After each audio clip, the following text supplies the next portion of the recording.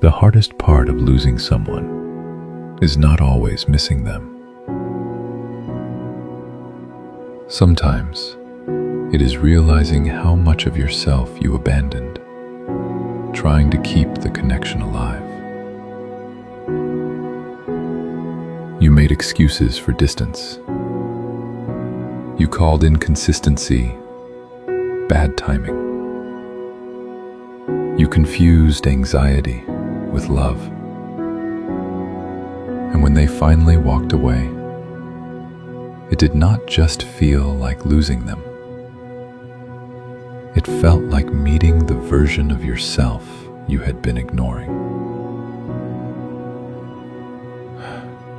The quiet truth is this: some heartbreaks are not here to destroy you.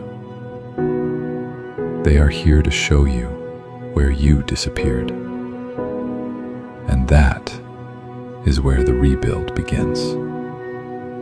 Not in getting them back, but in getting yourself